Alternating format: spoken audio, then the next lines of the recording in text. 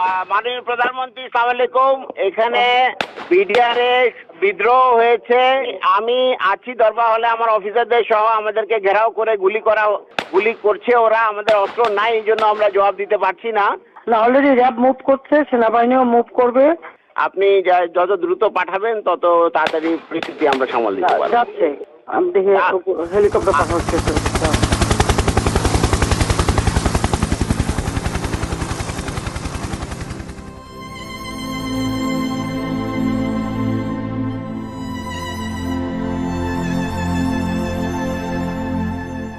25 ফেব্রুয়ারি 2009 বাংলাদেশের ইতিহাসে এক কলঙ্কময় দিন। পিলখানার চার দেয়ালের ভেতরে যখন বারুদের গন্ধে বাতাস ভারী হয়ে উঠছিল, তখন বাইরে চলছিল এক গভীর রাজনৈতিক ও কূটনৈতিক খেলা। 57 জন মেধাবী সেনা কর্মকর্তাকে হারিয়ে স্তব্ধ হয়ে গিয়েছিল পুরো জাতি। কিন্তু এটি কি স্রেফ একটি জওয়ান বিদ্রোহ ছিল, নাকি এর পেছনে ছিল সুদূর প্রসারী কোনো ভূ রাজনৈতিক ব্লুপ্রিন্ট? আজ আমরা ঘটনার বর্ণনায় যাব না, সরাসরি আঙুল তুলব সেই সব কুশীলবদের দিকে যারা এই নির্মম হত্যাযজ্ঞের ছকে গেছিল। পিলখানা ট্র্যাজেডির মূল শিকড় পতিত ছিল সীমান্তের কাঁটাতারে। ভারতের গোয়েন্দা সংস্থা রয়ের দীর্ঘদিনের পরিকল্পনা ছিল বিডিআর বাহিনীকে পঙ্গু করে দেওয়া, কারণ বিডিআর বাহিনীকে অনেক ক্ষেত্রেই ভয় পেতে বাধ্য ছিল ভারত। মনে আছে 2001 সালের রৌমারী ও পাদুয়ার কথা?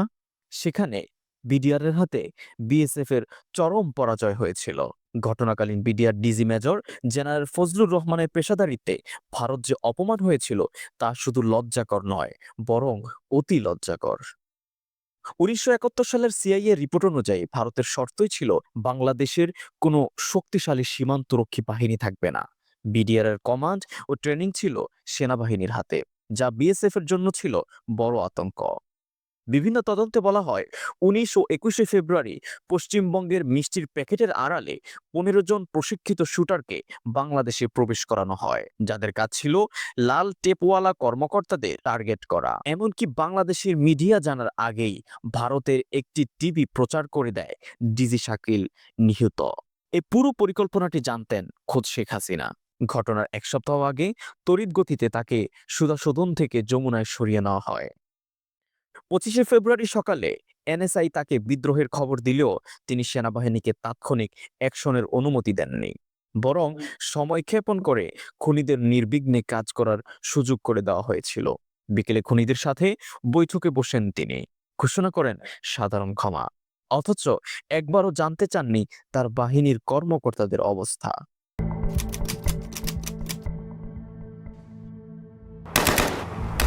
দরবার হলের বাহিরে শোনা যায় গুলির আওয়াজ। কিছুক্ষণের মধ্যে লাল সবুজ রঙের কাপড় নিয়ে নাক মুখ বাঁধা বিদ্রোহী জওয়ানরা দরবার হল ঘিরে গুলি শুরু করেন। 2009 সালের 25 ফেব্রুয়ারি সকালে পিলখানার আশেপাশের আবাসিক এলাকাগুলোয় যাদের ঘুম ভেঙেছিল দূরবর্তী আগ্নেয়াস্ত্রের গর্জনে, তাদের পক্ষে অনুমান করাও কঠিন ছিল দেয়াল ঘেরা বিডিআর সদর দপ্তরের ভিতরের তখন কি ভয়াবহ এক বিয়োগান্তক ঘটনা ঘটে চলছে। আগের দিন 24 ফেব্রুয়ারি পিলখানায় তৎকালীন বিডিআর সদর দপ্তরে 3 দিনব্যাপী রাইফেলস সপ্তাহের উদ্বোধন করেন শেখ হাসিনা, যে কিনা মাত্রই 49 দিন আগে ক্ষমতায় এসেছেন। উৎসবের মধ্য দিয়ে 26 ফেব্রুয়ারি শেষ হওয়ার কথা ছিল রাইফেলস সপ্তাহের 3 দিনের বর্ণিল আয়োজন। সারা দেশ থেকে আসা বিডিআর জওয়ান, জেসিও ও এনসিও সহ 2560 জন সদস্যে তখন পরিপূর্ণ দরবার হল। দরবার মঞ্চে তৎকালীন বিডিআর মহাপরিচালক মেজর জেনারেল শাকিল আহমেদ সহ জ্যেষ্ঠ কর্মকর্তারা। ঘটনার এক পর্যায়ে তারা মঞ্চের দিকে চলে আসেন। এ সময় মহাপরিচালক শাকিল সবাইকে বারবার শান্ত হওয়ার অনুরোধ জানান এবং প্রত্যেক কর্মকর্তাকে নিজ নিজ ইউনিট সামাল দিতে বলেন। তখনই সিপাহীদের মধ্য থেকে জাগো স্লোগান আসে। এরপর সিপাহী সেলিম রেজার নেতৃত্বে একটি দল সশস্ত্র অবস্থায় দরবার হলে ঢুকে পড়লে সব পরিস্থিতি চলে যায় নিয়ন্ত্রণের বাহিরে। দরবার হলের বাইরে শোনা যায় গুলির আওয়াজ।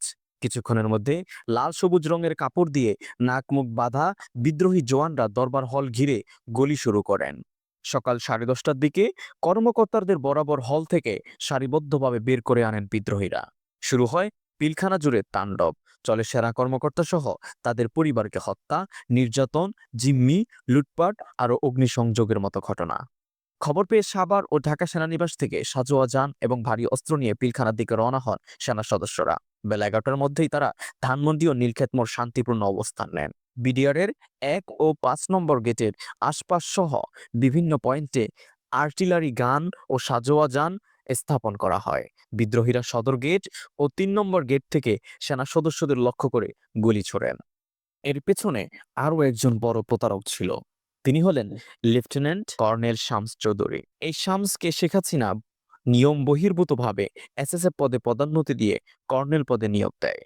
পরবর্তী তদন্তে দেখা যায় এই শামস 25 ও 26 তারিখ দুইবার পিলখানা থেকে বের হয়ে যমুনায় গিয়েছিল এবং যমুনা থেকে পুনরায় পিলখানায় এসেছিল।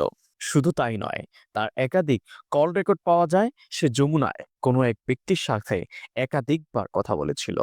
এরপর তাকে সকল জবাবদিহিতা থেকে বের করে তৎকালীন ফ্যাসিস্ট হাসিনা পুরস্কার করেন এবং আমেরিকাতে ডিফেন্স অ্যাটাচ হিসেবে পলায়নের সুযোগ করে দেন।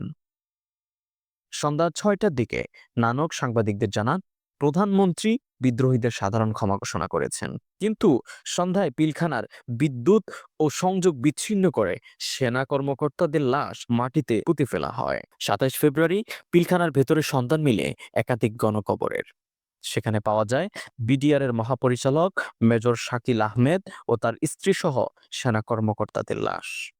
সে বিদ্রোহে প্রাণ হারান 57 জন সেনা কর্মকর্তা সহ 74 জন।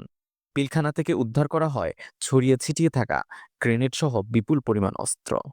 সেখানে এমন কিছু অস্ত্র পাওয়া যায় যা বিডিআর কিংবা সেনাবাহিনী কেউই ব্যবহার করে না। ভারতের ইচ্ছা পূরণ হয়েছে, কিন্তু ইতিহাস সাক্ষী দেয় সত্যকে কখনোই চাপা দিয়ে রাখা যায় না। 57 জন অফিসারের রক্তে ভেজা পিলখানার মাটি আজও বিচার চাইছে। জাতি আজও জানতে চায় আর কতদিন এই আসল হোতারা ধরাচর বাহিয়ে থাকবে।